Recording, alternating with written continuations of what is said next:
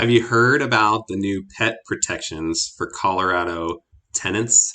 Well, that's the purpose of this video. I'm going to give you a little rundown of this House Bill 23-1068. This gentleman, his name is Harvey Specter. He is an attorney, and I am not. So I'm going to share with you some information about this bill. It's not a comprehensive review of the bill. I just want to provide you some resources and some basics of the bill and how it might impact you as a Colorado landlord. So although you might think that there are some physical similarities between Harvey Specter and I, there's a big difference in our understanding of the law, and so you need to be seeking your own legal counsel. History and the basics. So this is House Bill 23-1068 concerning pet animal ownership in housing and in connection therewith, prohibiting restrictions on dog breeds for obtaining homeowners insurance, providing for the manner in which pet animals are handled when a writ of restitution is executed, limiting security deposits and rent for pet animals, and excluding pet animals from personal property liens. Sheesh, that is a mouthful. And I'm going to touch on primarily just one part of it, which is the limitation of security deposits and rent for pet animals.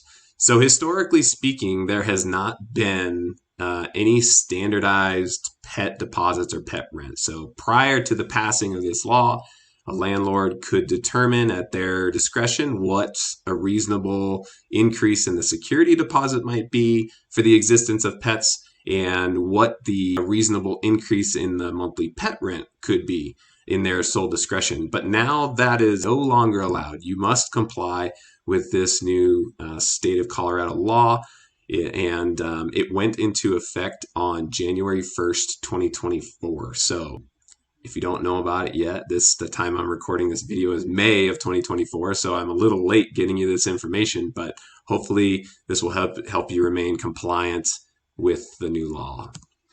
So the biggest thing, two kind of big changes to how Colorado landlords handle pets and pet rent and security deposits. So there are limitations on pet rent now. The limitations are $35 per month or 1.5% of the monthly rent amount, whichever is greater. So we see this as a per household. The way we interpret this and our attorneys interpret this, they see it as a per household rate. So if you allow 2 pets or 3 pets, doesn't matter how many pets are in the house, you're limited to $35 per month per household due to the existence of pets. And there are also now limitations on pet deposits. So there is a $300 maximum.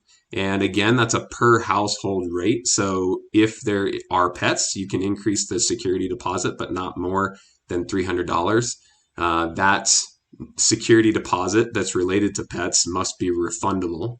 And one thing to note about this limitation is you also have to remember that the total security deposit amounts cannot exceed 2 times the monthly rent amount. So that was another law that passed in 2023 that capped security deposits on all properties in Colorado to 2 times the amount of the rent. So for example, if you have a house that's renting for $2,000 a month, the maximum amount of security deposit you can charge is $4,000, okay?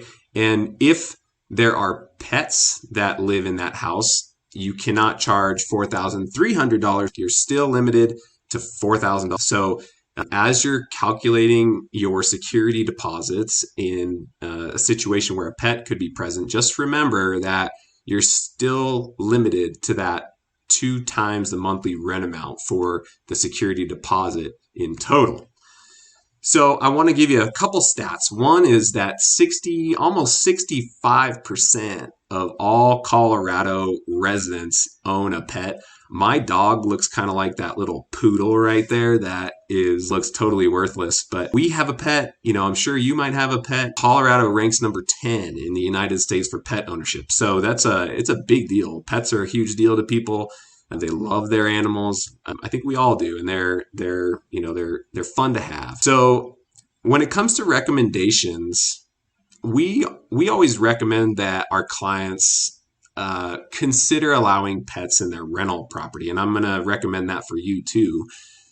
Primarily because of the previous slide, 67.4% of all tenants are going to have a pet.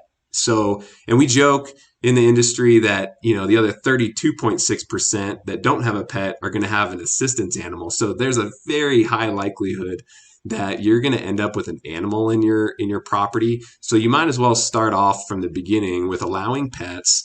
You can still limit the number of pets in your property. Our company has an internal policy or limit of 2 pets per household, so no more than 2 animals per household. And that's a reasonable thing to do to mitigate your risk as a landlord. But with 67% of tenants owning a pet, there's also a leasing consideration. So when you're going out to try to rent your property, if you say no pets whatsoever, you're cutting almost 70% of the entire tenant pool right off the top. So you're losing a significant amount of the tenant pool. And we found that we have a lot of tenants that occupy properties that we manage that are excellent pet owners. They manage their animals well. They do. Obviously, there's going to be some wear and tear, but overall, they're good pet owners. And then lastly, just, inspect the property frequently would be the last recommendation that we would have. Go over there to the home, do a walkthrough, make sure the pets aren't tearing up the yard or the flooring in the house. So I hope this information was helpful for you. Please don't hesitate to reach out. You can email me directly anytime. I'll be happy to be a resource for you as you continue to navigate the complexities of Colorado law and being a landlord in Colorado. So thanks for your time.